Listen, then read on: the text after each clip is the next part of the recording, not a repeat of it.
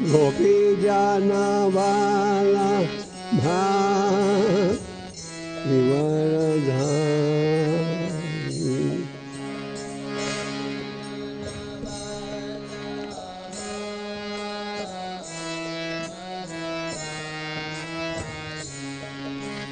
गोपी जाना वाला भाई वरधारी।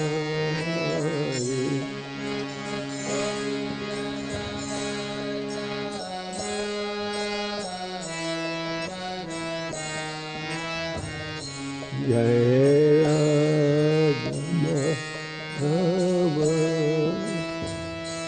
जय बिहारी।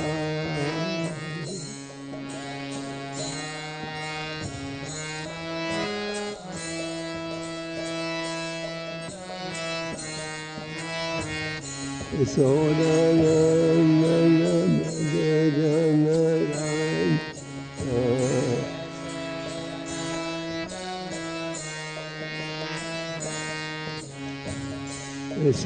यशोदानंदन जय जनरंजन।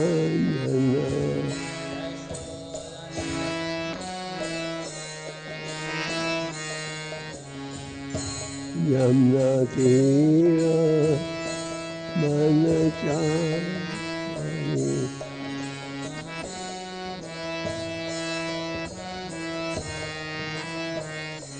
यमुना तीर बनचारी।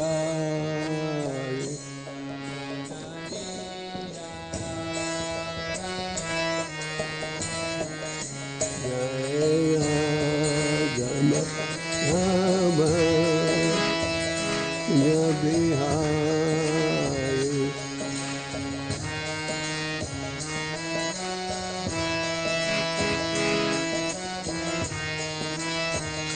जय राम राम जय बिहारी।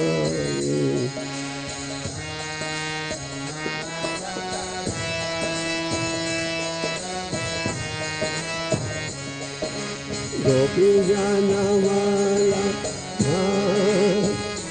वरधारी।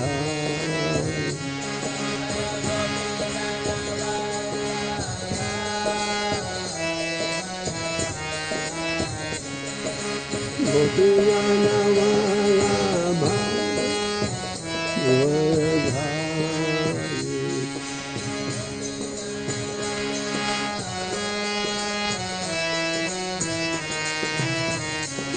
यशोदानंदन जय जनरंजन।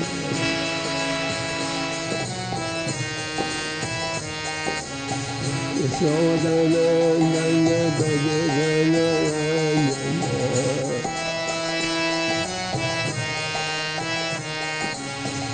यमुना तीर बनचारी।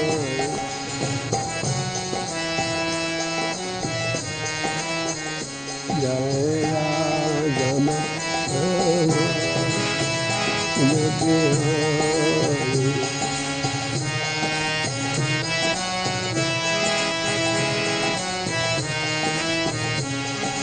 गोपी जाना वाला वरधारी।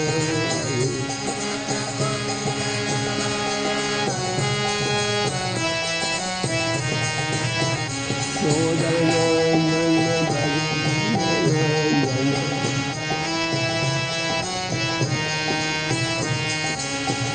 यमुना तीर बनचारी।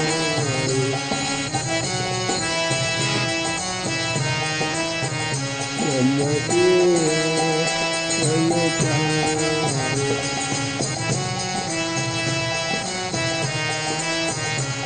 जय श्री कृष्ण चैतन्य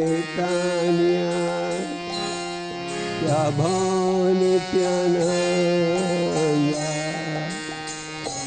श्री अद्वैत राधा शिवासरि गौर भक्तवृंद।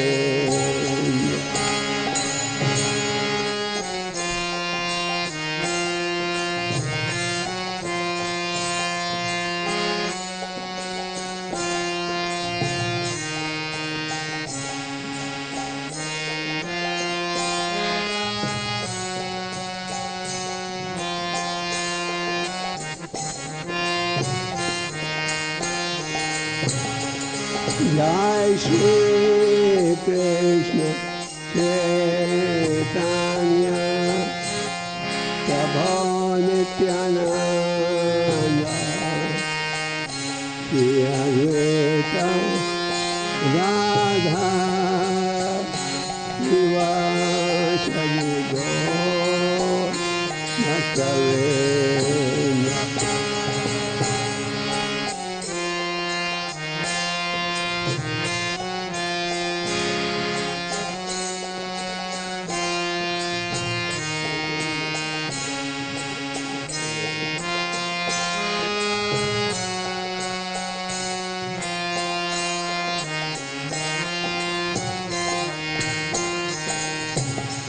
जय श्री कृष्ण चैतन्य प्रभु नित्यानंद श्री अद्वैत राधा शिवासदि गौर भक्तवृंद।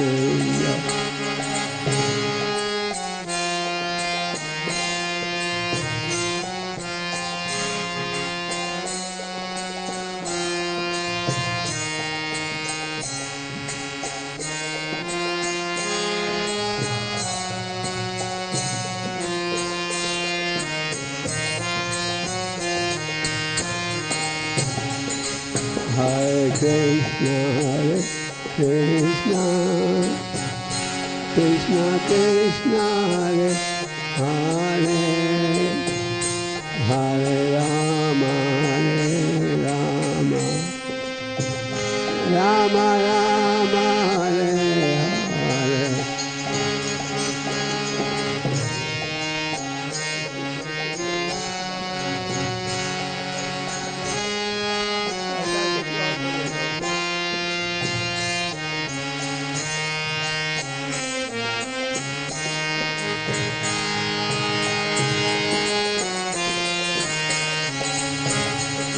Hare Krishna, Hare Krishna, Krishna Krishna, Hare Hare, Hare Rama, Rama Rama, Hare Hare.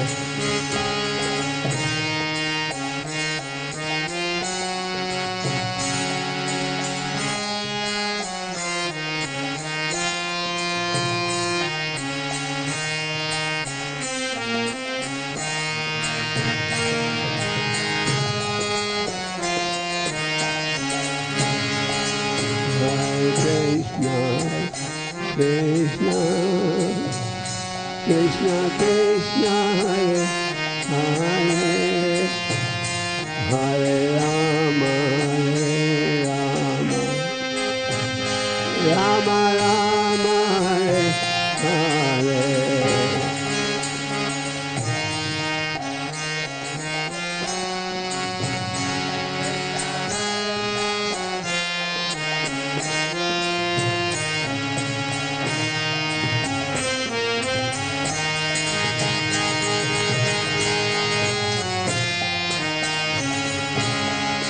Hare Krishna, Krishna, Krishna Krishna, Hare Hare,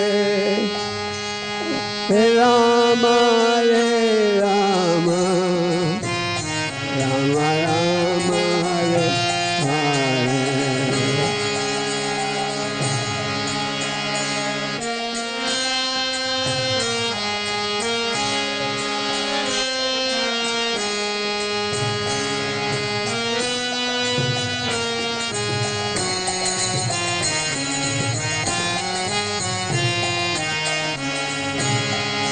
Hare Krishna, Krishna, Krishna Krishna, Hare Hare, Hare Rama, Rama Rama, Hare Hare.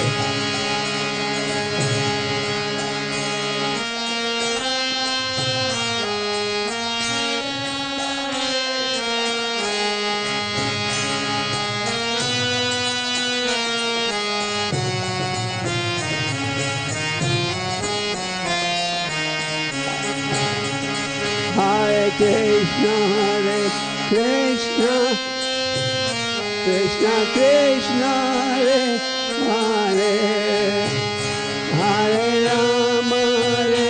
Rama, Rama Rama, Hare Hare.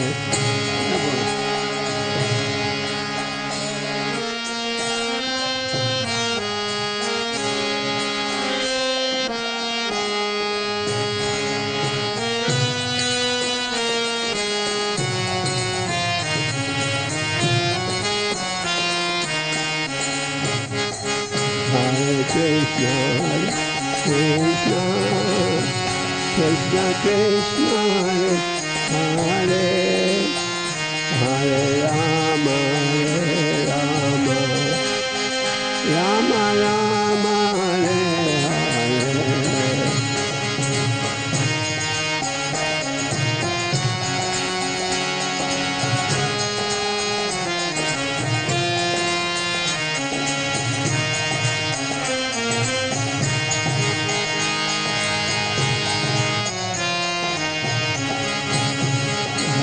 Krishna, Krishna, Krishna Krishna, Hare Hare, Rama, Rama, Rama Rama, Hare Hare.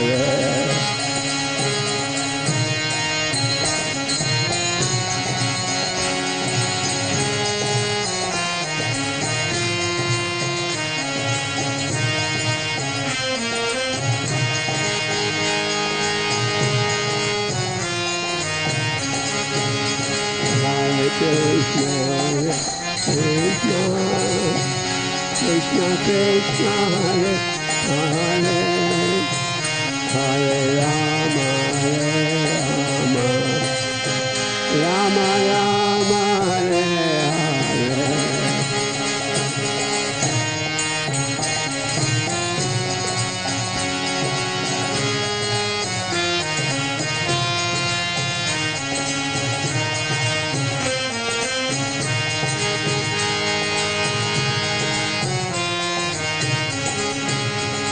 Hare Krishna, Krishna Krishna, Hare Hare, Hare Rama, Rama, Rama Rama, Hare Hare.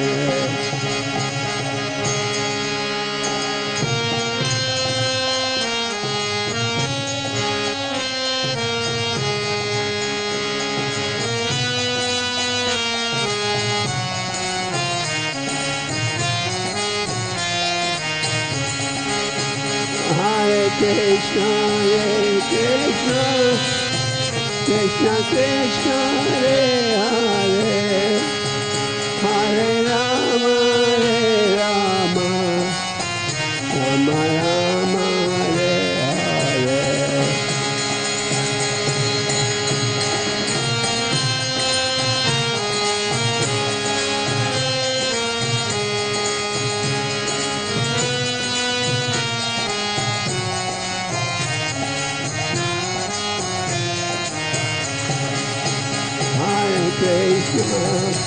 Hare Krishna, Krishna Krishna, Hare Hare, Hare Rama, Rama Rama, Hare Hare.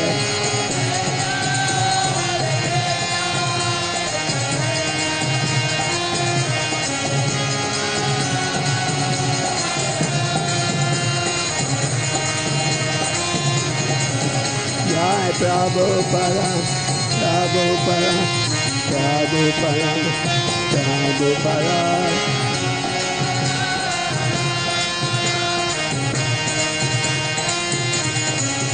Jai Radha, Prasadi Radha, Hare Radhe.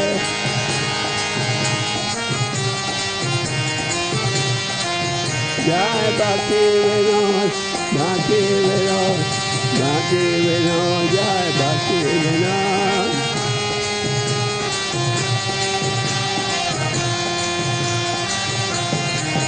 Hare Bol, Hare Bol,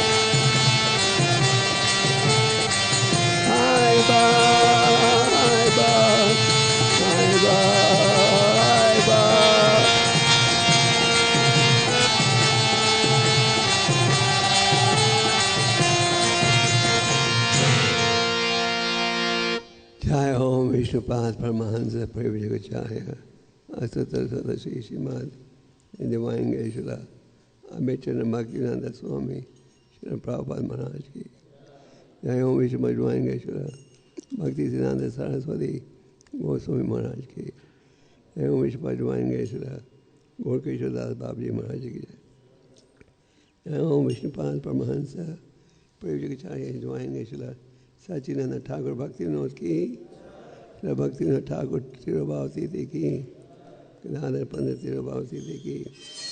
All glory to the assembled devotee. All glory to the assembled. All glory to the assembled devotee. All glory to Sri Guru and Sri Guru.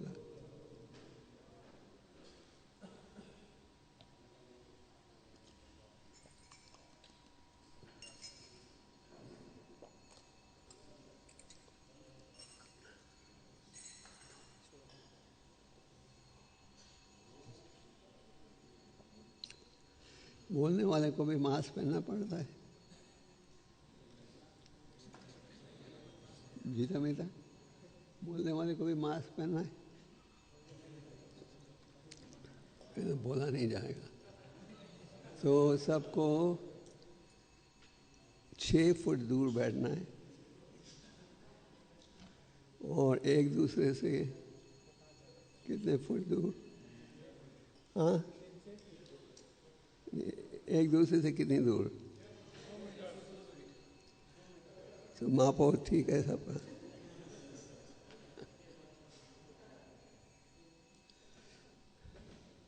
इसमें मैं गला बैठा हुआ था कल तक। ओम नमो भगवते वासुदेवाय। ओम नमो भगवते वासुदेवाय। ओम नमो भगवते वासुदेवाय। ओम ज्ञान सिमरन्दास्य ज्ञानाञ्जनाशलाकया चक्षुर्मिलितं तस्मै श्रीचैतन्यमनोभीष्टं स्थापितं येन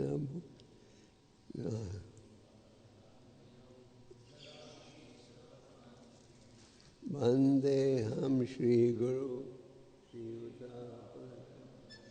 श्रीगुरून् वैष्णवंश्च श्रीरूपं सगजतं सहगना रघुनाथं तं सजीवं सद्वैतं सवधूतं परिजनसहितं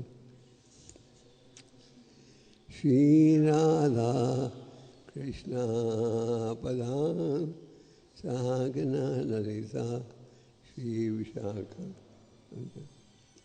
हे कृष्णा करुणा सिंधु दीनबंधु जगतपते गोपेशा गो सप्ता कंचना घोरांगी राधे वृंदावनेश्वरी ऋषभानुसुति देवी प्रणमामि हरिप्रिये।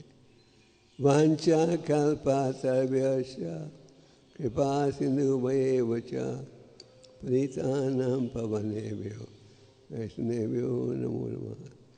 जय श्री कृष्ण चैतन्य प्रभु नित्यानंद श्री अद्वैत गदा हरे कृष्ण।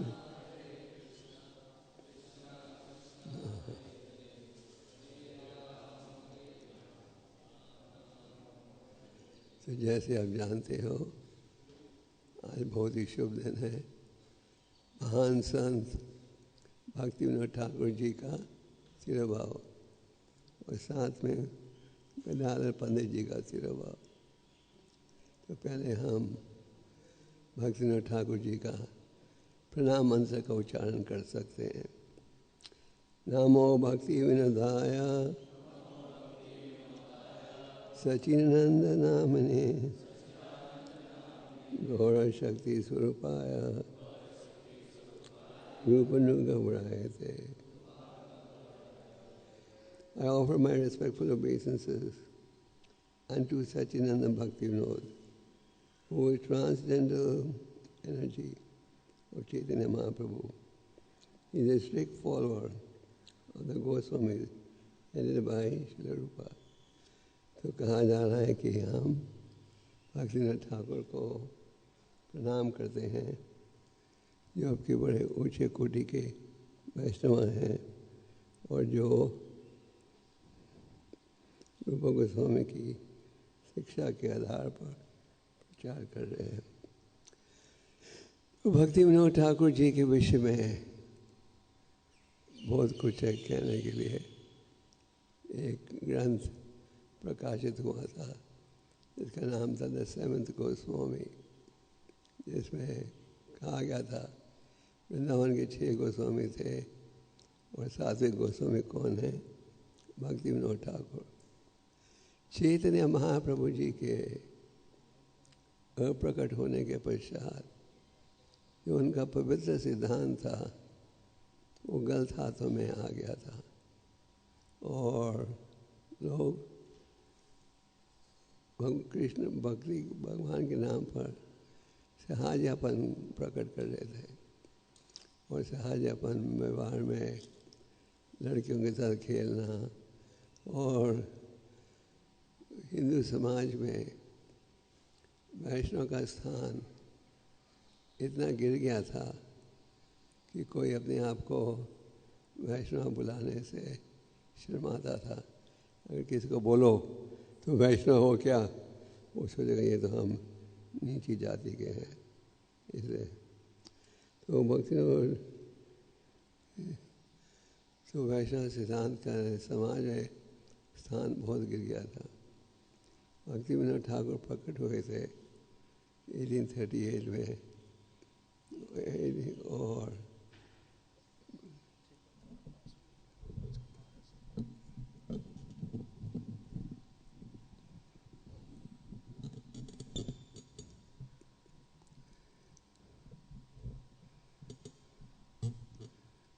ठीक है।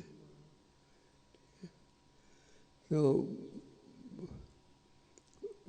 वैष्णव सिद्धांत महाप्रभु का पवित्र सिद्धांत शाहजहां के हाथ में आ गया था। भगवान ने भक्ति विनोद ठाकुर को भेजा इस सिद्धांत को ठीक रूप से इसकी स्थापना करने के लिए। भक्ति विनोद ठाकुर का जन्म हुआ था 1838 में बंगाल में एक बड़े धनी खानदान में। छोटी आयु में ही उन्होंने अच्छा ज्ञान प्राप्त कर लिया था।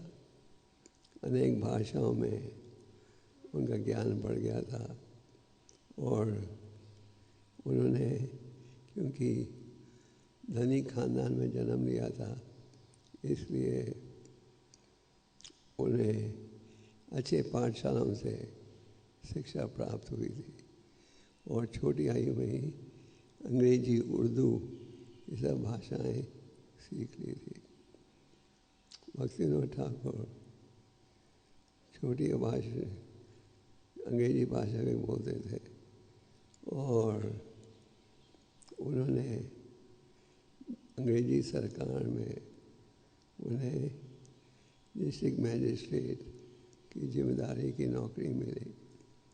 उन दिनों में डिस्ट्रिक्ट मैजिस्ट्रेट, हम संक्षेप में भक्ति विनोद ठाकुर जी की लीलाओं की चर्चा करेंगे और फिर समाप्ति में भक्ति विनोद ठाकुर जी का जो एक ग्रंथ है शरणागति, उसमें उन्होंने बड़ा महत्वपूर्ण संदेश दिया है, उस संदेश की चर्चा करेंगे।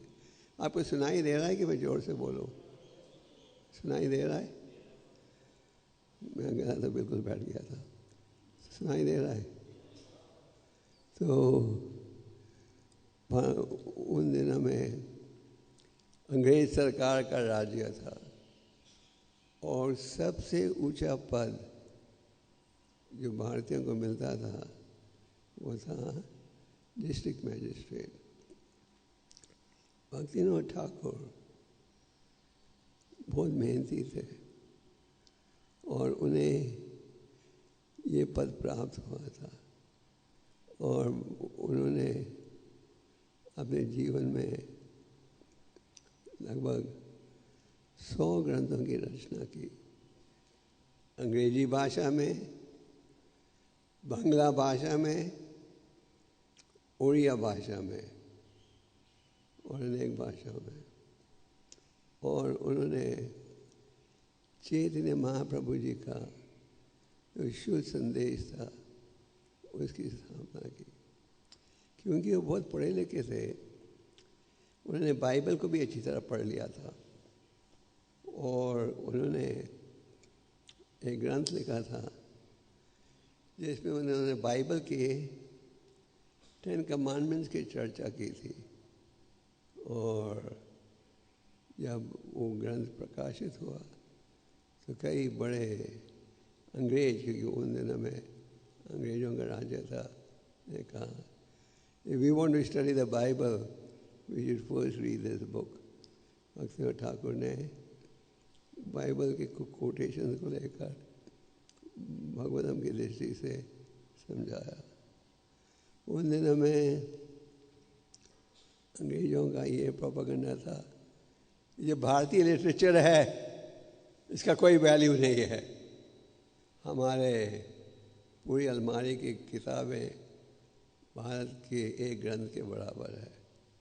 तो भक्तिनाथ ठाकुर के मन में ये भाव था कि वो स्थापित करें कि जो वैदिक शिक्षा है ये कोई कल्पना नहीं है, माइथोलॉजी नहीं है, ये वास्तविकता है, सच है। तो उन्होंने पहले क्रिश्चियन बाइबल को पढ़ा, अनेक और वैष्णव सभा के ग्रंथों को पढ़ा और इसके द्वारा उनमें विश्वास बढ़ गया। और विश्वास बढ़ा तो उन्होंने भागवतम इत्यादि चैतन्य चरितमृत का भी प्रचार किया। उन्होंने ये स्थापित किया कि भागवतम और चैतन्य चरितमृत में सबसे उत्तम ज्ञान है, सबसे ऊंचा ज्ञान है। तो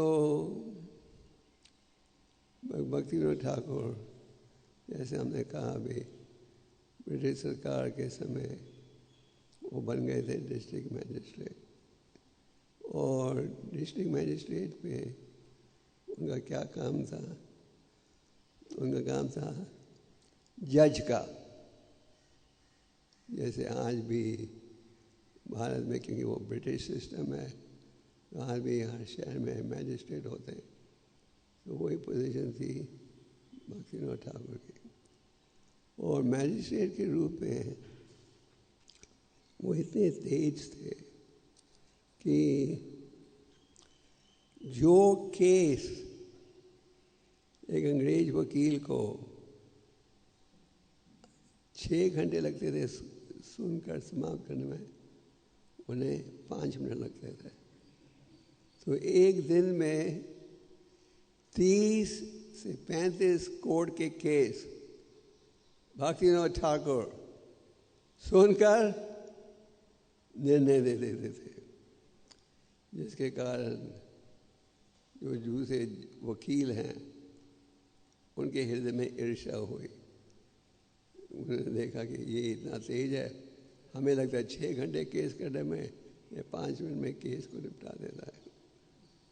तो वो इतना आदर था उनका कि ब्रिटिश सरकार ने एक स्पेशल रेलवे लाइन लगा दी उनके घर से कचहरी तक।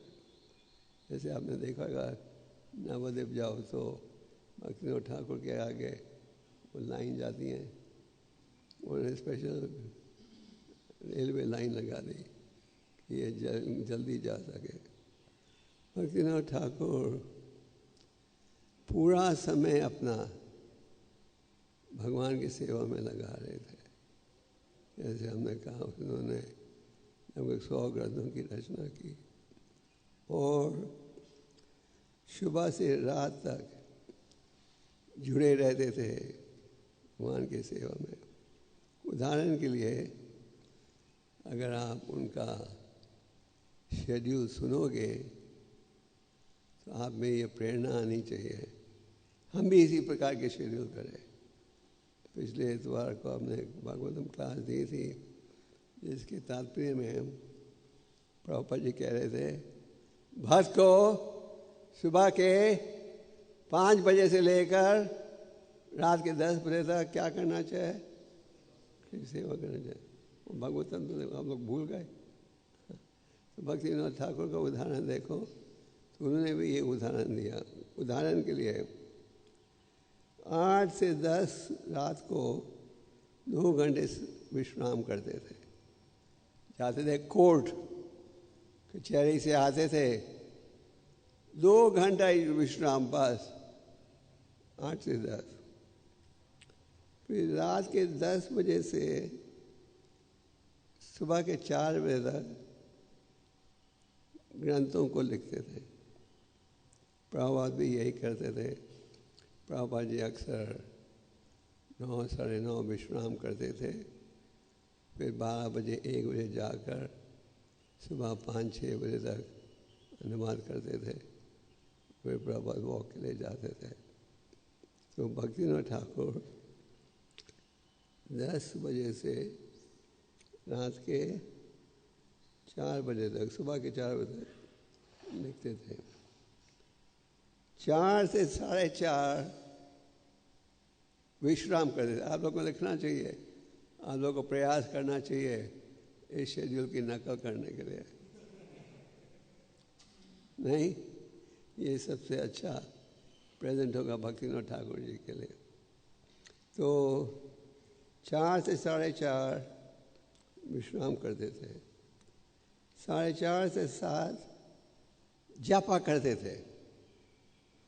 जापा 4:30 से 7, 2.5 घंटे।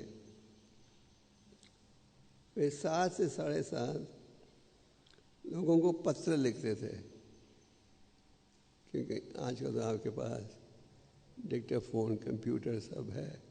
पहुँचने में तो कोई सुविधा नहीं थी, हाथ से लिखना पड़ता था। तो 7 से 7:30 कॉरेस्पोंडेंस। फिर 7:30 से 9:30 खुद शास्त्र पढ़ते थे। रोज पढ़ते थे शास्त्र। प्रभुपाद ने कई दफ़ा हमें कहा, I read my books my self every day. फिर 9:30 से 10 स्नान करना, प्रसादम खाना। और उनकी खुराक, आप खुराक सुनना चाहते हो उनकी? हाँ, मंदिर का खर्चा काफ़ी बच जाएगा अगर इस खुराक को आपने अपना लिया। तो उनकी क्या थी खुराक? आधा लीटर मिल्क, फल और केवल 2 चपाती। यहाँ चलेगा शेड्यूल है। Half litre milk, fruit and 2 चपाती बस। फिर 10 बजे जाते थे कचहरी। कचहरी में 10 से 1 बजे तक रहते थे। और जैसे मैंने कहा, वो इतने तेज थे, इतने पवित्र थे कि 5 मिनट में कॉम्प्लिकेटेड से कॉम्प्लिकेटेड कोर्स वो पहचाने थे। दिस मैन इज गिल्टी, इसको ये सजा होनी चाहिए 5 मिनट में। तो इसलिए एक दिन में 25 से 30 केसेस को समाप्त करते थे, डिस्पोज करते थे। अगर आप बोलो किसी वकील को इंडिया में एक केस को समाप्त करने के लिए 20 साल लग जाते हैं। 20 साल। और भक्तिनाथ ठाकुर 5 मिनट में केस ख़त्म कर देते थे। और फिर 1 से 2 घर आते थे प्रसाद खाने के लिए। और फिर 2 से 5 वापस कचहरी में। तो संक्षेप में। और फिर 5 से 7 ट्रांसलेट करते थे संस्कृत किताबों को बांग्ला भाषा में 5 से 7 और 7 से 8 प्रसादम, स्नान और शाम की खुराक सुनोगे। आधा लीटर मिल्क, थोड़ा सा चावल और 2 चपाती। तो अच्छी लगी खुराक? हम लोग इंट्रोड्यूस कर सकते हैं भक्तिविनोद डाइट। तो ये था उनकी खुराक। तो भक्तिविनोद ठाकुर ने ग्रंथों का अनुवाद किया। उन्होंने ये स्थापित किया कि चैतन्य महाप्रभु का असली सिद्धांत क्या है। ये जो सहाज्य पद जिसका प्रचार हो रहा था, ये बनावटी प्रचार है। उन्होंने ये एक्सपोज किया और उन्होंने अपने ग्रंथों के अनुवाद में शुद्ध यथारूप संदेश को प्रस्तुत किया। तो भक्तिविनोद ठाकुर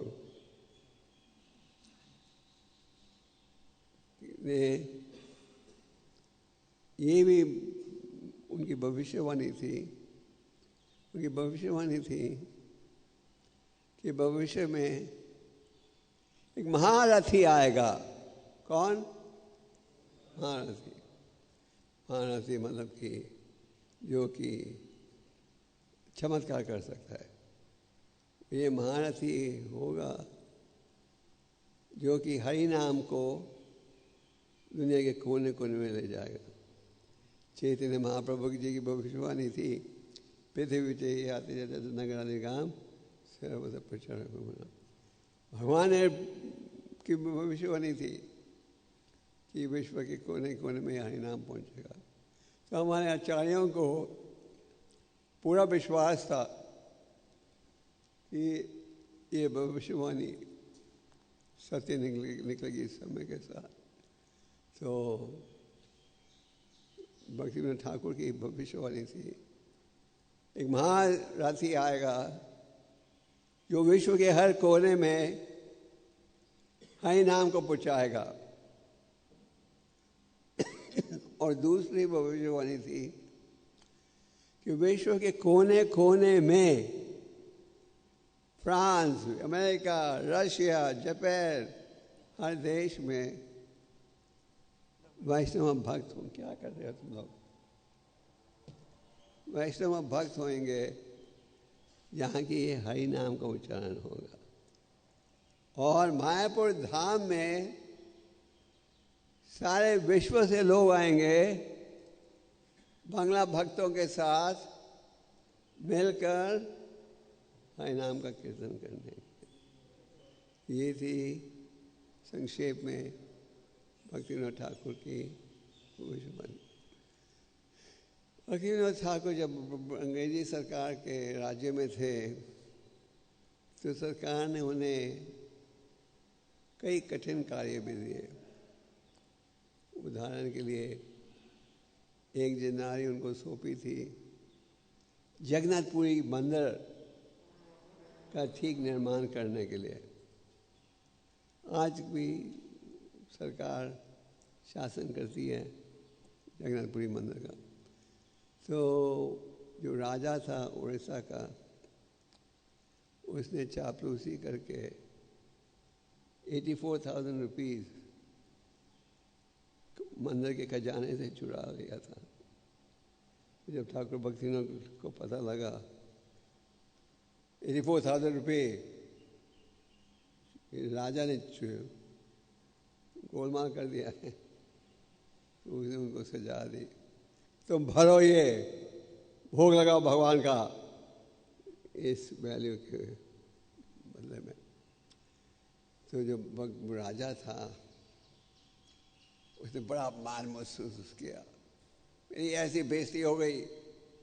राजा ने एक खास यज्ञ कराया जिसमें 30 ब्राह्मण थे, इस उद्देश्य के साथ कि भक्तिविनोद ठाकुर का देहांत हो जाए। और तीसरे दिन 30वें दिन जिस दिन भक्तिनाथ ठाकुर को मरना चाहिए था, राजा का बेटा मर गया।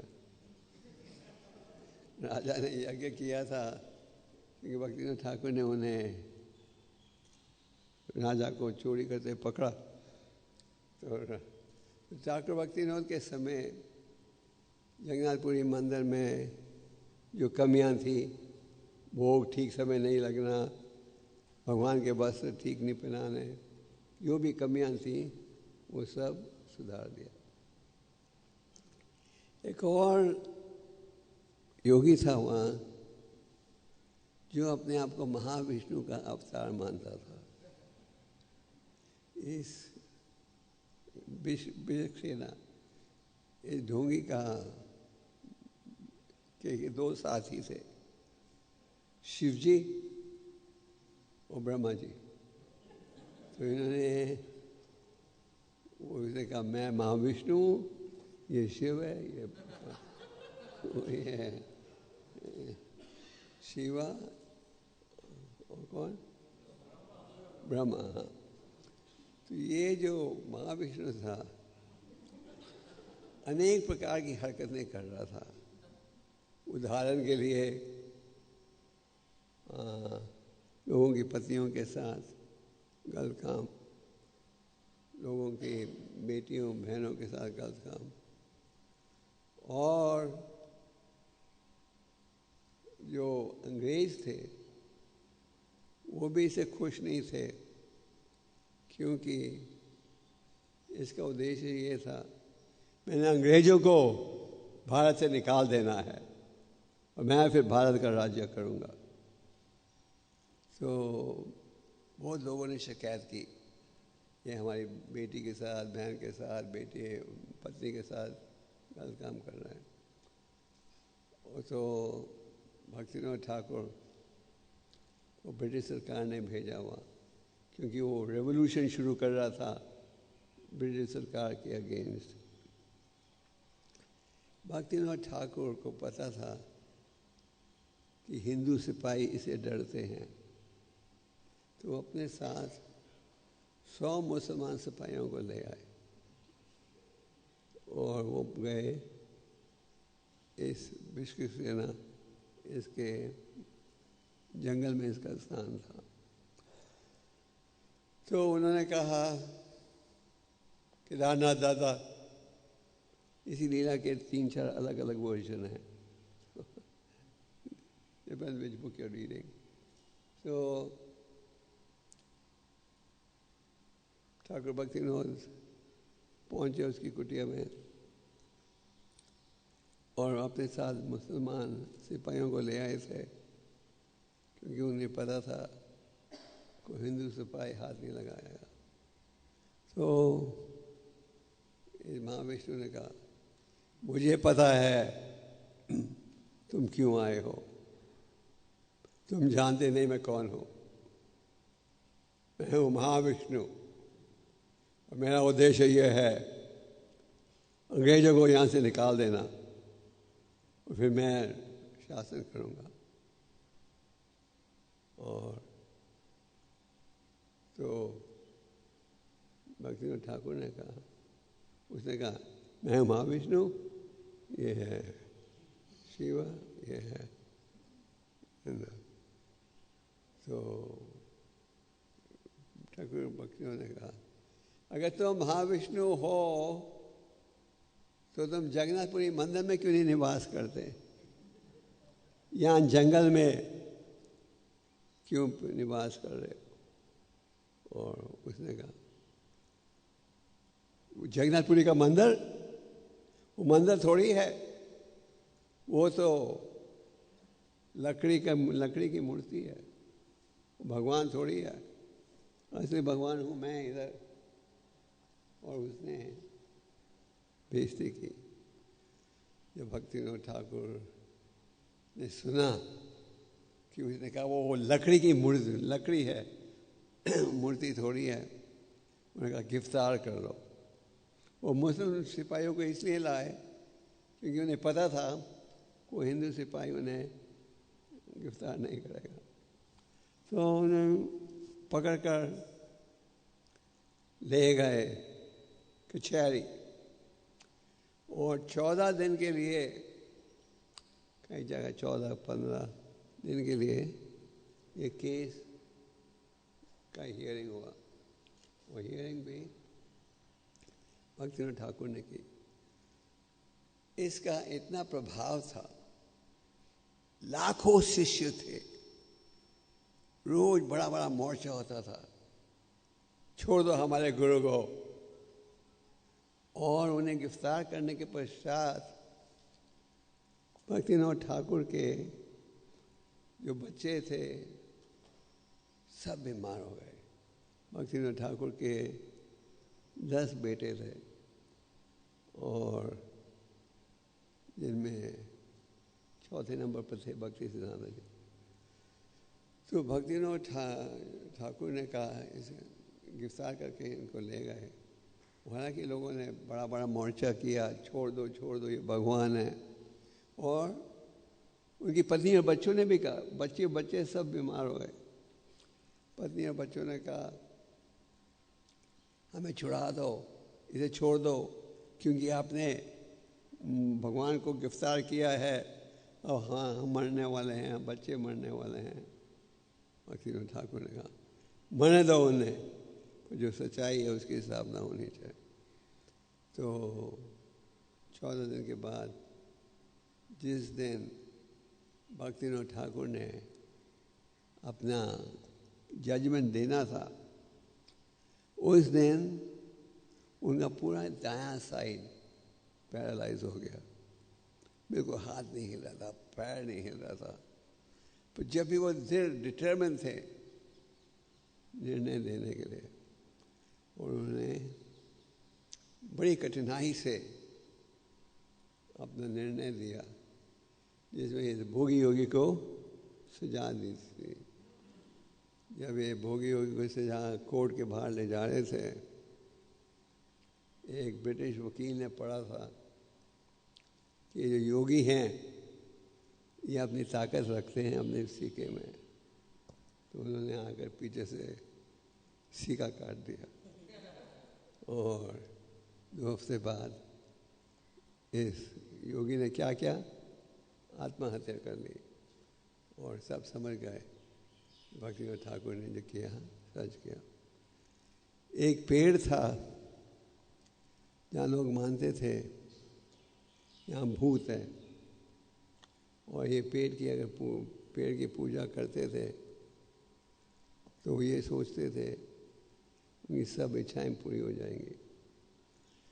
तो भक्तिनाथ ठाकुर ने एक प्रसिद्ध लड़की थी जो कि भागवतम पढ़ती थी। तो भक्तिनाथ ठाकुर ने उनके पिता को कहा तुम बैठो इस पेड़ के नीचे और श्रीमद् भागवतम पढ़ो 1 महीने के लिए। लोग वहाँ आते थे, उस पेड़ की पूजा करते थे, सोचते थे कि इच्छाएं पूरी हो जाएंगी, हो भी जाती थी। पर भक्तिनाथ ठाकुर इससे खुश नहीं थे। तो उन्होंने 1 महीने के लिए एक ब्राह्मण से भगवत का अध्ययन करवाया, जिसके पश्चात में क्या हुआ, पेड़ गिर गया और उसके बाद लोगों की श्रद्धा श्रीमद् भागवतम में बहुत बढ़ गई। तो भक्तिनाथ ठाकुर, उनके मन में एक ही भाव था, क्या, शुद्ध संदेश की स्थापना करना और शुद्ध संदेश का प्रचार। 1896 के साल के लिए प्रसिद्ध है, किस लीला के लिए? हाँ, तो 1896 में, जैसे हमने कहा, भक्तिनाथ ठाकुर बहुत पढ़े लिखे थे। भक्तिनाथ ठाकुर ने एक ग्रंथ लिखा था, टीचिंग ऑन लॉर्ड चैतन्य। और भक्तिनाथ ठाकुर क्योंकि विजनरी थे, उन्होंने ये ग्रंथ विश्व के प्रसिद्ध महाविद्यालयों में भेजा 1896। और उनमें एक महाविद्यालय था मिकेल यूनिवर्सिटी मॉन्ट्रियल। 1896 में भेजा। भक्तिविनोद ठाकुर उन्होंने एक पुस्तक छापी जिसमें चैतन्य महाप्रभु जी के सिद्धांत का वर्णन था, और उन्होंने एक ग्रंथ भेजा विश्व के अनेक प्रसिद्ध महाविद्यालयों में, जिनमें एक था कौन सा पाठशाला, ये मुझे पता है क्योंकि जब हमारा मंदिर खुला था मॉन्ट्रियल में, हमारे एक डिवोटी थे जनार्दन, उन्होंने लाइब्रेरी में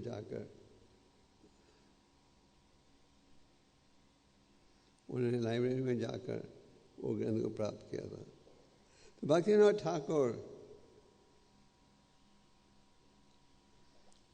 ठाकुर की इच्छा थी कि ये आंदोलन आगे बढ़े, तो उन्होंने भगवान से प्रार्थना की थी, कृपा करके मुझे ऐसा कोई प्रतिनिधि भेजो जो कि इस आंदोलन को मेरे बाद आगे ले जा सके।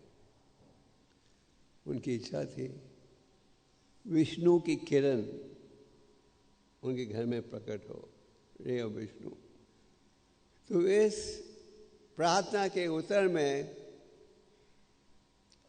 भगवान ने किसे भेजा?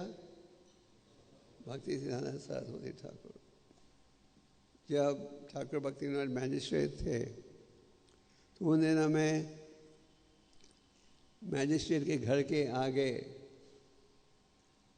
रथ रुकता था, और बिमला प्रसाद और भक्तिविनोद ठाकुर की पत्नी भगवती दासी ने अपने छोटे बेटे को, जिसका नाम था बिमला प्रसाद, ले गए और I'm sorry,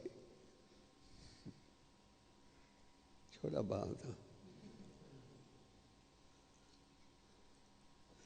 हम लोग एक बाल या एक चींटी को भी सह नहीं सकते, पर हिरण्यकशिपु जो तपस्या उठाने गया था, उनके शरीर में करोड़ों चींटियां चल रही थी, वो बिल्कुल डिस्टर्ब नहीं हुआ। तो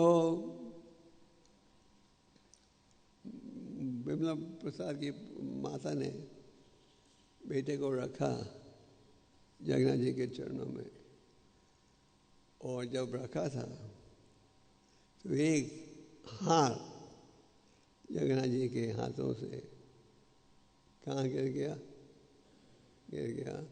बिमला प्रसाद के ऊपर। तो इसे वो पहचान सके कि ये है वो बेटा जो भगवान ने भेजा है इस आंदोलन को आगे बढ़ाने के लिए। भक्तिनाथ ठाकुर नवद्वीप में थे, वो वहाँ जगन्नाथ दास बाबा जी, गौर किशोरदास बाबा जी, इससे महान संत वहाँ रोज भजन करते थे। भक्तिनाथ ठाकुर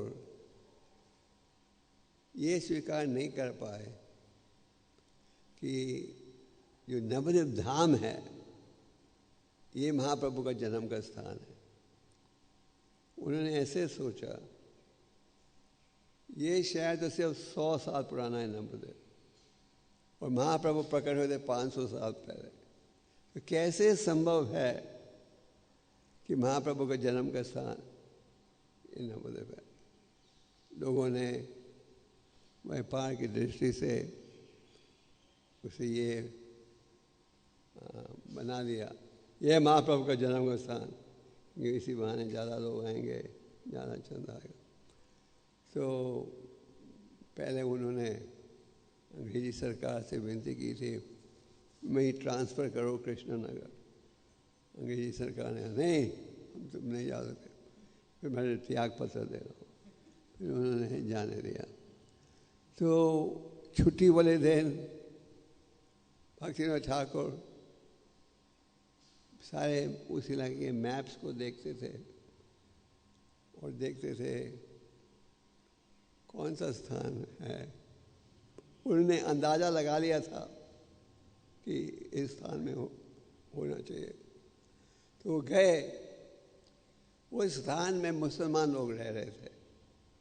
जिस स्थान में महाप्रभु प्रकट हुए उस स्थान के ऊपर तुलसी के पौधे थे अनेक। तो भक्तिनाथ ठाकुर को लगा यही है उनका जन्म का स्थान। पर भक्तिनाथ ठाकुर चाहते थे कि उनके शिक्षा गुरु जगन्नाथ दास बाबा जी उनकी राय ली जाए। तो जगन्नाथ दास बाबा जी उस समय 144 ईयर्स के थे, 100 और खड़े भी नहीं हो सकते थे। उनके शिष्य बिहारी उन्हें टोकरी में उठाते थे और जब कीर्तन का समय आता था तो नाचते थे, गाते थे। तो भक्तिनाथ ठाकुर उनके गुरु को लेकर लाए उधर, ये स्थापित करने के लिए ये स्थान है नहीं। जैसे ही जगन्नाथ दास बाबा जी वहाँ पहुँचे, वहाँ जब जगन्नाथ दास बाबा जी ने देखा ये स्थान तो उन्होंने कहा यही है, यही है, यही है, यही है स्थान। फिर भक्तिनाथ ठाकुर ने स्थापित किया ये है वो स्थान। तो भक्तिनाथ ठाकुर ने संक्षेप में वैदिक धर्म को अपना असली स्थान दिया। उन्होंने ये स्थापित किया कि भगवतम चैतन्य चरितमृत सबसे ऊंचे ग्रंथ हैं। उन्होंने ये भविष्यवाणी थी कि भविष्य में एक महान संत आएगा जो कि महाप्रभु की भविष्यवाणी को पूरा करेगा। और उन्होंने महाप्रभु के जन्म के असली स्थान की स्थापना की। तो भक्तिनाथ ठाकुर एक रूप से आप कह सकते हो इस संस्था के संस्थापक आचार्य हैं। हमारी वाणी नहीं, ये प्रभुपाद की वाणी है। प्रभुपाद भक्तिनाथ ठाकुर के आविर्भाव तिथि के दिन में कह रहे Bhaktinath Thakur is virtually the founder of the Krishna conscious movement. हम तो जानते हैं प्रभुपाद द फाउंडर। तो प्रभुपाद जी की विनम्रता से पूरा क्रेडिट उन्होंने किसे दिया? भक्तिनाथ ठाकुर। तो भक्तिनाथ ठाकुर की इच्छा थी कि उनके अप्रकट होने के बाद ये स्थान, ये संस्था, उनकी संस्था ठीक हाथों में चले। तो उन्होंने भक्ति सिद्धांत जी को खास शिक्षा दी, ट्रेनिंग दी छोटी आयु से। एक दिन विमला प्रसाद ने एक आम खा लिया था भगवान को भोग लगाए बिना। जब पिता आए उन्होंने देखा बेटे ने आम खा लिया है भोग लगाए बिना, तो पिता ने कहा ये ठीक नहीं है। तो भक्ति सिद्धांत जी ने इतना गंभीरता से इसे स्वीकार किया कि जिंदगी भर उन्होंने कभी आम नहीं खाया। जब कोई शिष्य भेंट के रूप में देते थे, भक्ति सिद्धांत जी क्या कहते थे? मैंने बचपन में अपराध किया है, मैं आम नहीं खा सकता। तो भक्तिनाथ ठाकुर महान संत थे और उन्होंने अनेक लेख भी दिए हैं। मैं खास करके एक चीज, जब भक्ति सिद्धांत जी की दीक्षा का समय आया तो उन्होंने भक्तिनाथ ठाकुर, क्योंकि वो थे उनके शिक्षा गुरु, जब हम शिक्षा गुरु दीक्षा गुरु महान संतों के विषय में चर्चा करते हैं, वो आजकल के शिक्षा गुरु दीक्षा गुरु का अर्थ नहीं है। आज तो कोई भी आपको परिचय करवा दे, हम कहते हैं हमारे शिक्षा गुरु हैं। शास्त्र में शिक्षा गुरु का अलग अर्थ है, यह हमारा बनावटी अर्थ है। जो आपको शिक्षा दे, परिचय करवाए, वो शिक्षा गुरु नहीं बनता। शिक्षा गुरु के चैतन्य चैतन्य में कहा गया है, वही तालीम होनी चाहिए, गुण होने चाहिए जो कि दीक्षा गुरु में होते हैं। तो जब हम ठाकुर भक्तिनोद जी ने शिक्षा स्वीकार की जगन्नाथ दास बाबू जी से, इसलिए हमारी ऑल्टर में अब जगन्नाथ दास बाबू जी की फ़ोटो देखते हो, विपिन बिहारी की नहीं। तो भक्तिविनोद ठाकुर ने कहा, तुम जाओ दीक्षा लेने गौर किशोर दास बाबा जी से। गौर किशोर दास बाबा जी बहुत ही ऊंची कोटि के संत है। दिन रात हरि नाम का उच्चारण करते रहते थे और भक्ति के अलावा और कोई भाव नहीं था। और रहते थे कहाँ? एसी कमरे में। एसी कमरे में रहते थे? नहीं, टॉयलेट के अंदर। क्यों? क्योंकि टॉयलेट, खास करके भारत के पब्लिक टॉयलेट, बिल्कुल बदबू से भरे हुए होते हैं, तो वहाँ तो कोई आएगा ही नहीं। तो गौर किशोर दास का इतना लगाव था हरिनाम के साथ, वो चाहते नहीं थे कोई भी आकर उन्हें किसी प्रकार से डिस्टर्ब करे। वो चाहते थे विदाउट इंटरप्शन वो जाप कर सकें। और भक्तिविनोद ठाकुर ने बेटे को कहा उनसे दीक्षा लेने को। तो जब गए बिमला प्रसाद के पास, बिमला प्रसाद गए गौर किशोर दास के पास, उन्होंने कहा मैं तुम्हें दीक्षा नहीं दे सकता। क्यों? तुम इतने पढ़े लिखे हो। भक्ति सिद्धांत जी अपने समय के बड़े प्रसिद्ध लेखक थे और एस्ट्रोनॉमर। और गौर किशोर दास बाबू जी, उनमें नाम लिखने की भी योग्यता नहीं थी।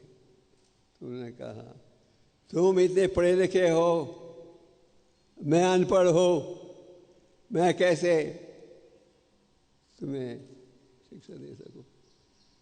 तो उन्होंने इनकार कर दिया, पर वो जिद करते गए। तो गौर किशोर दास बाबा जी ने कहा ठीक है, मुझे महाप्रभु से पूछने दो, मैं तुम्हें दीक्षा दे सकता हूँ नहीं। तो वो आए अगले दिन, पूछा आपने महाप्रभु से, वो भूल गया। फिर भक्तिविनोद ठाकुर ने बेटे से कहा अगर तुम्हें गौर किशोर दास नहीं स्वीकार करता है शिष्य के रूप में, तो तुम लौट कर वापस मत आना इधर। तो फिर गौर किशोर दास बाबू जी गए, कहा अगर आप मुझे दीक्षा नहीं दोगे मैंने आत्महत्या कर देनी। फिर जब उन्होंने देखा इतना दृढ़ है भाव, तो फिर उन्होंने दिया। तो भक्तिविनोद ठाकुर ने शिक्षा दी अपने बेटे को।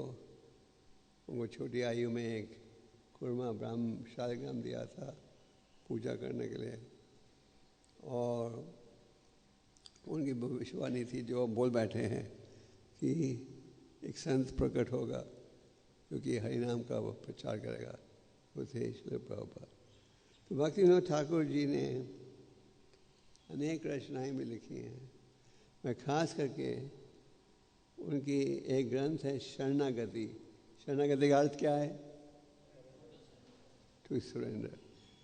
तो इस शरणागति के विषय पर ठाकुर भक्तिविनोद के वचनों को हमें विचार देना चाहिए।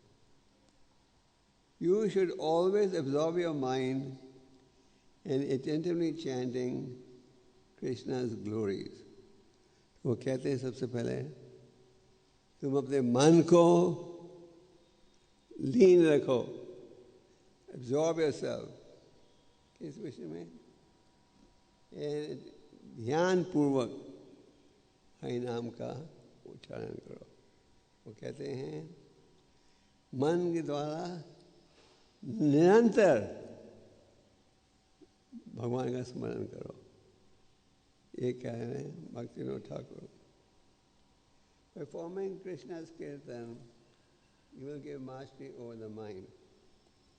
तो कई बार भक्त कहते हैं मन बहुत चंचल है, चंचल है मना कृष्णा, मन को वश में कैसे लाया जाए। तो यहाँ आपको भक्तिविनोद ठाकुर उपाय दे रहे हैं।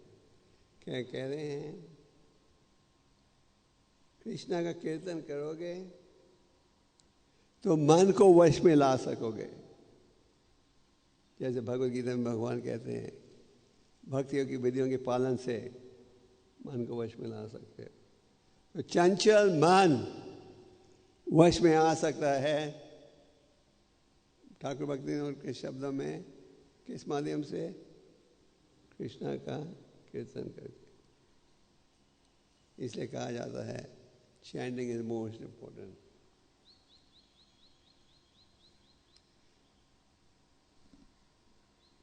By chanting Krishna's Kirtan, you will be able to give up false pride. अहंकार, अहंकार लाभदायी है या नुकसान का है? असली अहंकार है जब अभी स्वीकार करते हैं हम तो भगवान के जीवने स्वरूप है कृष्ण ने समझा। पर नकली अहंकार आपका शत्रु है। काम, क्रोध, लोभ, मोह ये सब आपके शत्रु है। भगवान गीता में क्या कहते हैं? तीन द्वार, तीन मार्ग हैं नरक की तरफ। कौन है ये? Lust, anger, greed. तो अहंकार जो है ये हमारा शत्रु है। अहंकार के कारण हम कई बार अच्छा आदेश दिया जाए तो भी स्वीकार नहीं करते। तो ये अहंकार को हमें नष्ट करना है। कैसे अहंकार को नष्ट करोगे? हरिनाम के जाप के उच्चारण पर।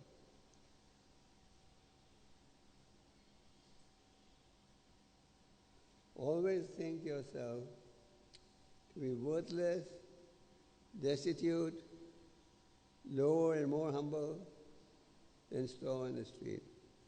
ये श्लोक का संदेश लगभग शिक्षाशास्त्र के तीसरे श्लोक के बराबर है।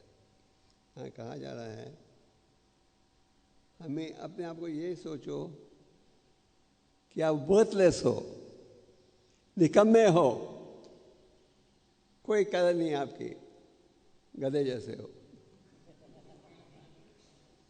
यहाँ कह रहे हैं अपने आप को सोचो कि तुम्हारी कोई कदर नहीं है, वर्थलेस, डेस्टिट्यूट।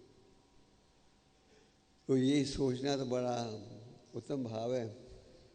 महाप्रभु ने तो कहा, मेरे गुरु ने सोचा कि जब महाप्रभु वाराणसी में मिले प्रकाशानंद सरस्वती और भक्तों के साथ, उन्होंने तो कहा कि मेरे गुरु ने देखा और कहा तुम्हारे में कोई योग्यता नहीं है। You're only capable of doing one thing, chanting Hare Krishna। मैंने कहा गुरु ने कहा कि तुम्हारे में कोई योग्यता नहीं है, केवल तुम हरि नाम के योग्य हो। यहाँ भक्तिविनोद ठाकुर कह रहे हैं अहंकार, झूठे अहंकार को त्यागो, सोचो कि तुम बिल्कुल तुच्छ हो, घास से भी ज़्यादा पतित। जैसे महाप्रभु ने कहा सिद्धांत पिछुनी चेना रोड़ पिछा अमानी ना मना देना कितना नहीं। ये है उनका। आगे क्या कहते हैं हम?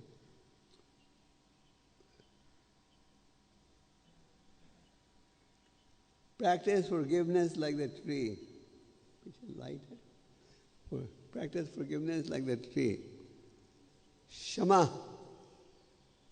की भावना रखो पेड़ के जैसे। चैतन्य महाप्रभु ने क्या कहा?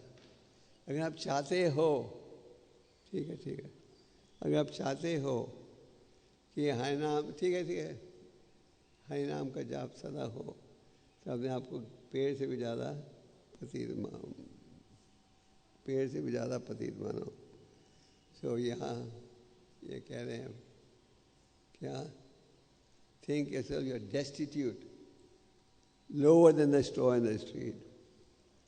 अगर आप इस भावना से इनाम करोगे कि मेरे जितना पतित कोई व्यक्ति नहीं है ये समाज में, इस मंदिर में, तो आप भक्ति में भगवान की कृपा प्राप्त कर सकते हो।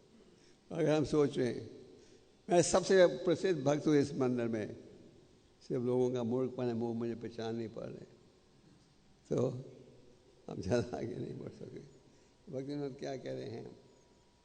Always think yourself to be worthless, destitute, lower, and more humble than straw in the street. Practice forgiveness like the tree. ये क्षमा की भावना होनी चाहिए, क्षमा की भावना। भक्त जो है किसी को शत्रु नहीं मानता, जिसके द्वारा सजा भी प्राप्त हो हम उसको दुश्मन नहीं मानते। युधिष्ठिर कुरुक्षेत्र के युद्ध में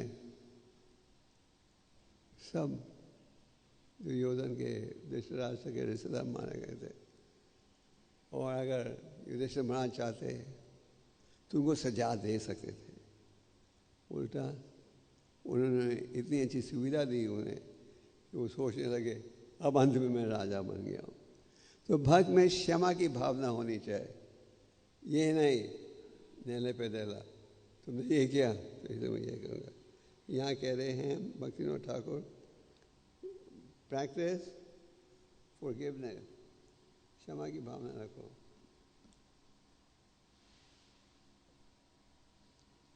किसी के प्रति हिंसा का भाव मत रखो, नॉन वायलेंट। आप लोग भगवत में जद भारत की कथा पढ़ रहे हो, उनका बड़ा अच्छा उदाहरण है। पैर रखने से पहले ये देखते थे कि चींटी भी नीचे नहीं हो। तो भक्तिनाथ ठाकुर कह रहे हैं कि अहिंसा, किसी को कष्ट नहीं दो। आजकल अहिंसा शब्द तो बड़ा फैशनेबल बन गया है, पर जो मॉडर्न बुद्धिस्ट हैं वो क्या नहीं खाते। बुद्ध जी ने तो कहा था अहिंसा, किसी चींटी को भी कष्ट नहीं दे दो। आजकल जो बुद्धिस्ट हैं वो जबान के चस्के के लिए हर चीज़ खाते। तो यहाँ कहा जा रहा है भक्तिनाथ ठाकुर जैसे हर भक्त में क्षमा की भावना होनी चाहिए। आगे, throughout your life you should never give anxiety to others. जिंदगी में किसी को कष्ट मत दो। हम सोचते हैं कभी हमारे इस कार्य के द्वारा पड़ोसी पर क्या असर पड़ेगा, नहीं, हमने तो यही देखना है हमारे स्वार्थ के लिए क्या है। What's good for me? Who cares what's good for the neighbor? पर ठाकुर भक्तिनाथ कह रहे हैं कि सबके प्रति मित्रता का भाव रखो और किसी को कष्ट मत दो। जैसे कि आप आश्रम में जाते हो तो इतनी आवाज़ मत करो कि आपके पड़ोसी जो सो रहे हैं वो डिस्टर्ब हो जाए। आपको ध्यान देना चाहिए कि मेरे पड़ोसी को भी मैं डिस्टर्ब नहीं करूँ। तो कह रहे हैं किसी को चिंता मत दो और दूसरों की खुशी पहले सोचो, अपनी खुशी अंत में। हमारा क्या सिद्धांत है? हमारी खुशी पहले, तुम्हारी खुशी बाद में। यहाँ भक्तिनाथ ठाकुर कह रहे हैं पहले दूसरों की खुशी का सोचो, बाद में अपनी खुशी का सोचना। इसी विषय पर भक्तिनाथ ठाकुर आगे कहते हैं, Thus when you become a person, good soul, by possessing all these qualities, you should give up the desire of fame and honor. आगे भक्तिनाथ ठाकुर कह रहे हैं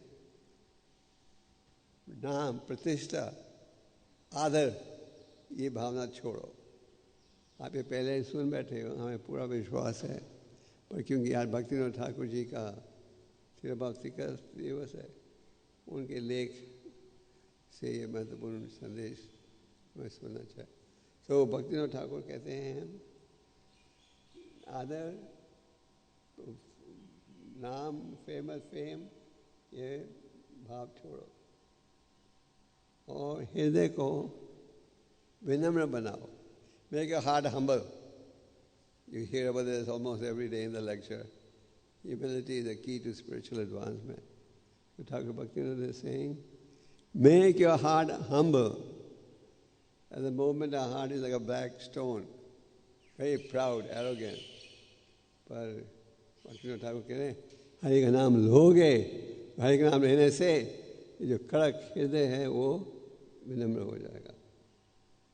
आगे सब इस प्रकार भक्तिविनोद ठाकुर की अनेक रचनाएं हैं. तो आज महान संत भक्तिविनोद ठाकुर जी का तिरुभाव तिथि है. हमें उनसे भीख मांगनी चाहिए कि हमें उनकी कृपा प्राप्त हो कि आप भक्ति में आगे बढ़ सको. और भक्तिविनोद ठाकुर जी ने भक्ति सिद्धांत सरस्वती ठाकुर और प्रभुपाद इन आचार्यों ने हर प्रश्न का उत्तर दिया है, हर समस्या का हल दिया है. और केवल अगर हम उनकी शिक्षा के आधार पर चले तो जीवन को सफल बना सकते हैं. तो इस भक्तिविनोद ठाकुर जी के तिरुभाव दिवस पर हमें ये प्रार्थना करनी चाहिए कि जो गुण जिनका अभी हमने चर्चा किया, ये गुण आप अनुकूल करना चाहते हो. शरणागति ग्रंथ में इन गुणों का वर्णन है. तो आप प्रयास करोगे, भक्तिविनोद ठाकुर सहयोग देंगे. प्रभुपाद कहते थे Bhaktivinod Thakur is also very merciful. और रिटायरमेंट के बाद भक्तिविनोद ठाकुर कलकत्ता गए, हर घर में गए 1-1 रुपये मांगने के लिए, 1 रुपये. और एक अखबार थी बंगाल की, आज भी है शायद, आनंद बाजार पत्रिका, उसके मालिक शुरू से वैष्णव रहे हैं. तो उन्होंने लिखा, ये Bhaktivinod Thakur retired district magistrate is going house to house begging people for donation. He was asking 1 rupee from every Hindu home. तो अखबार में लिखा था, जब भक्तिविनोद ठाकुर तुम्हारे घर में आएंगे 1 रुपये मांगेंगे मंदिर बनाने के लिए, जरूर देना, हिचकना मत. तो भक्तिविनोद ठाकुर को सातवा गोस्वामी भी बुलाया जाता है. और आज जो कृष्ण भक्ति का नक्शा है, ये नक्शा बना है प्रभुपाद जी के प्रयास से, भक्ति सिद्धांत जी की कृपा से, और भक्तिविनोद ठाकुर के विजन से. भक्तिविनोद ठाकुर की विजन थी कि कृष्ण भक्ति फैलेगी हर जगह, जो उन्होंने अपने बेटे को दी.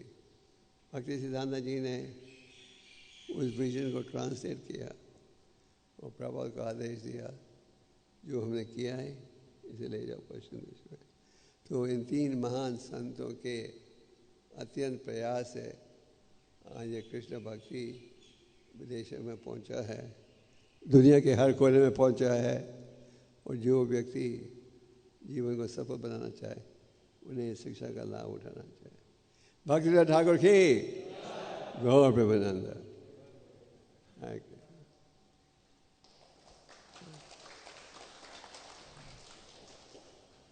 आज गदाधर पंडित का भी तिरुभाव है. गदाधर पंडित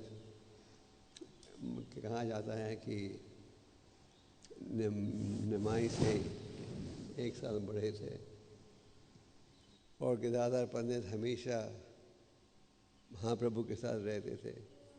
कहा जाता है कि राधा रानी की इच्छा थी कि मुझे ऐसा जन्म मिले ताकि मैं सदा कृष्ण के साथ रहूं. उनको एक मेल व्यक्ति का रूप मिला गदाधर के रूप में. तो गदाधर के मन में लगातार एक ही भाव था, महाप्रभु की सेवा, और कोई भाव नहीं था. और एक समय शिवा संगम में कीर्तन कर रहे थे. जैसे कीर्तन कर रहे थे, महाप्रभु का जो रंग है ब्लैक ऐश बन गया. और गदाधर का रूप बन गया गोल्डन कम्प्लेक्शन। तो गदाधर पंडित हमेशा महाप्रभु के थे। और उड़ीसा में एक मूर्ति है टोटा गोपीनाथ की, जहाँ वो सेवा करते थे। टोटा गोपीनाथ के लिए रोज हार बनाते थे, रोज। तो जब बूढ़ी उम्र आई तो वो खड़े होकर हार नहीं पहना सके, क्योंकि बूढ़ी उम्र हो गई थी। तो गोपीनाथ ने क्या किया, बैठ गए। तो क्यों? इस भावना से कि उनका भक्त आसानी से उनको हाथ चढ़ा सके। तो ये टोटा गोपीनाथ की जो मूर्ति है, एक ही मूर्ति है उड़ीसा में, विश्व में, जहाँ भगवान बैठे हुए दिखते हैं। गदाधर पंडित की हरे बोल। Okay. Any questions? Or? Yeah.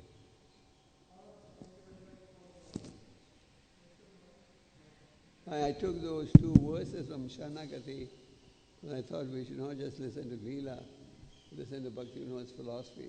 Yes, sir. Maharaj, you made a very nice point that Bhakti Thakur, he personally begged door to door 1 rupee, and it was there in the news also that he was a magistrate and he was begging door to door and for the construction of the temple. So if Bhakti Thakur can beg, Maharaj, why not we can beg for the maintenance of the temple? Yes. We can also go out, and I'm sure that people will give more than 1 rupee and we can collect more funds. 100 rupees of that time, 1,000 rupees of today. ये मत सोचना 1 रुपए का मतलब है 1 रुपए, उस समय का 1 रुपए आज के प्रभुपाद हाउस से हाउस जाते थे। Prabhupada back to God magazine बांटने के लिए कनॉट प्लेस में कॉफ़ी हाउस था, वहाँ भी जाते थे। तो आपको कॉफ़ी हाउस में क्या करते थे प्रभुपाद? जो लोग बैठकर कॉफ़ी पी रहे होते थे उनके साथ जाकर बैठ जाते थे। प्रभुपाद कॉफ़ी नहीं पीते थे, फिर उनको एक एक किताब दिखाते थे। तो प्रभुपाद जी ने भागवतम के सेट्स फर्स्ट कैंटो दिल्ली की लाइब्रेरी में जाकर बांटे, है ना। तो ये नहीं कि हम प्रचार में जाएंगे केवल अगर हमारे पास मोटर की सुविधा हो, ड्राइवर हो। जो सुविधा भगवान देते हैं उसी का ही हम लाभ उठाते हैं। कभी कभी भगवान आपको ज़्यादा सुविधा दे देंगे, कभी कभी कम। तो ये नहीं कम मिली तो हम कहे अप्रचार नहीं हो सके। हमें सोच लेना चाहिए। Now we have a bigger challenge, so we must face it. जैसे कुंती देवी कहती हैं, ये भगवान मेरे कष्टों को बढ़ाओ, जितना बढ़ाते हो उतनी ज़्यादा ही मैं आपके चरण कमलों का स्मरण करती हूँ, और जितना ज़्यादा चरण कमल का स्मरण करूँगी उतनी जल्दी जन्म मृत्यु के बंधन से छुटकारा मिलेगा। तो अच्छा है। आजकल बड़ा चैलेंजिंग समय है। एक तरफ से वायरस, एक तरफ हमने ये तो नहीं कहना वायरस की विजय हो गई, हमने घर में बैठना है। हमें प्रचार के माध्यम से करुणा के बीमारी को नष्ट करना है। More questions?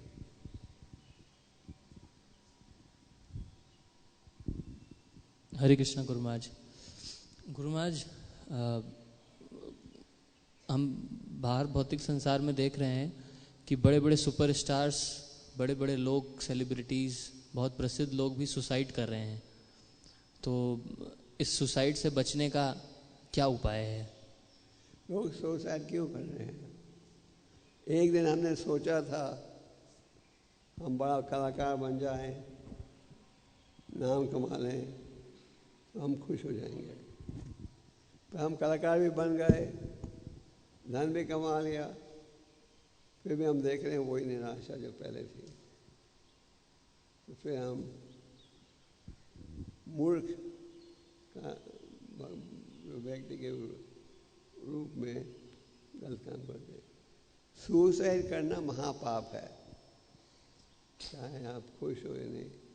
आत्महत्या करना शास्त्र के विपरीत है। जो आत्महत्या करता है उसको भूत की देह प्राप्त होता है, भूत की स्थिति। क्यों? क्योंकि जो कोटा है आपका सजा का, सुख दुख का, वो तो हमें भुगतना ही पड़ेगा। भुगत लें, अपना अकाउंट चुका रहे हो, बचे बाद में बदलना पड़ेगा। पर अगर जिस व्यक्ति के पास ज्ञान है, जो खालायाम शाश्वतम, वो सुसाइड का नहीं सोचता। तो आप तो अब की बात कर रहे हो, ओके। विदेशों में यहाँ की आर्थिक स्थिति यहाँ भारत से ज़्यादा अच्छी है, वहाँ भी लोग आत्महत्या करते हैं। Sweden very high suicide rate, America.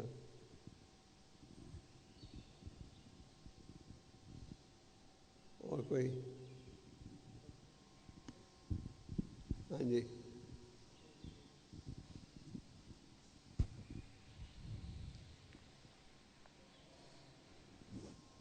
हरे कृष्ण गुरु महाराज, दंडवत प्रणाम।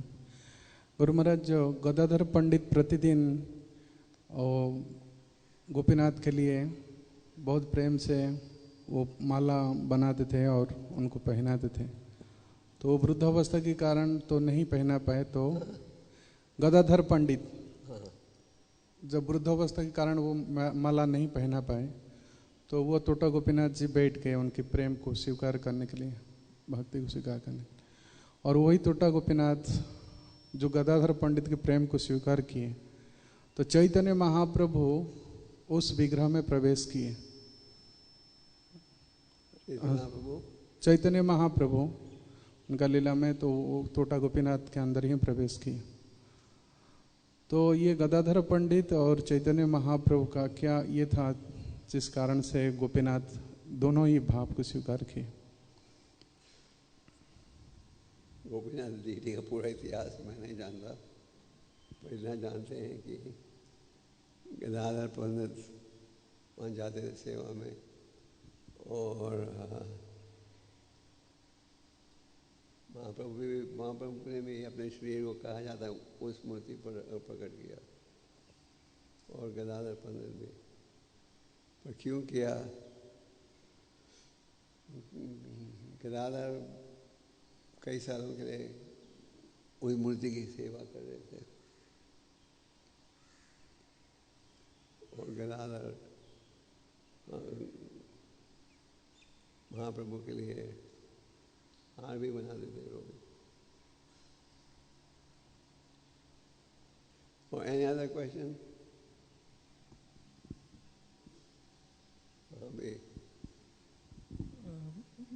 Guru Maharaj, my question was that if somebody is creating like blaspheming or disturbing to Vaishnavas, or it's like Srila Prabhupada cutting down his philosophy, or against the Guru, so do we have to, myself I am having that increased amount of enmity is coming, but I cannot able to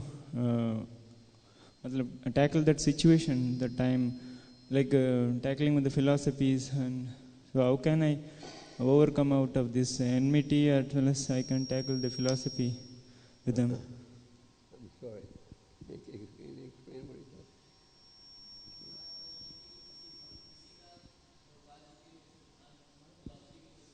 Prabhupada, Guru and Vaishnavas, Guru Maharaj. He will explain.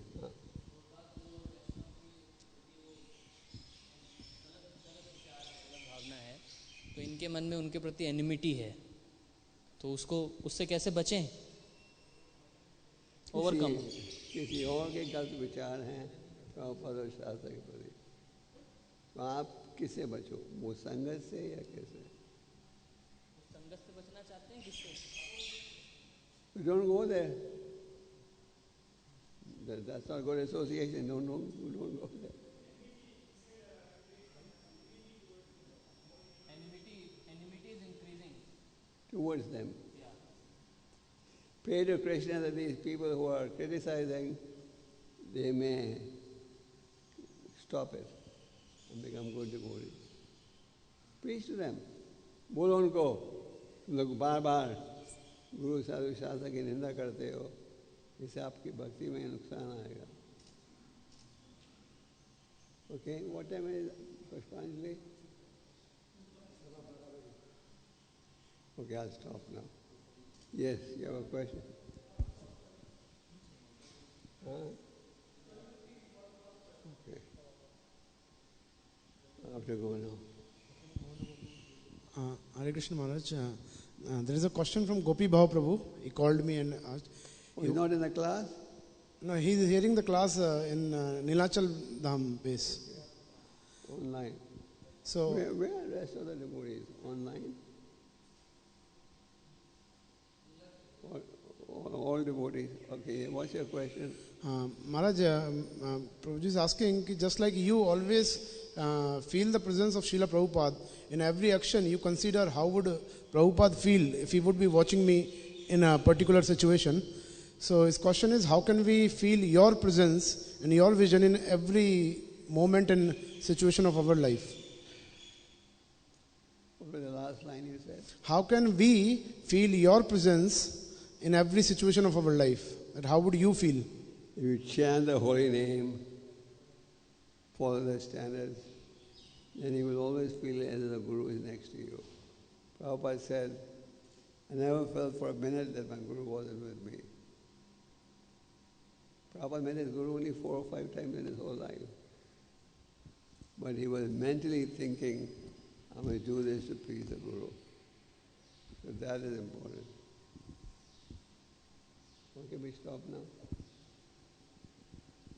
Hare Krishna. Bhaktivinoda Thakur ki? Hare Pandit ki?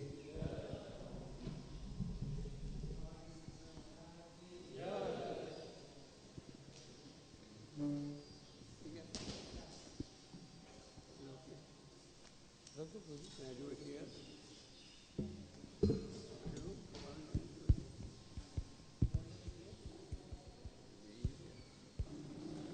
सबको मेरे से दूर रहना है 6 foot दूर महाराज बोला 6 feet दूर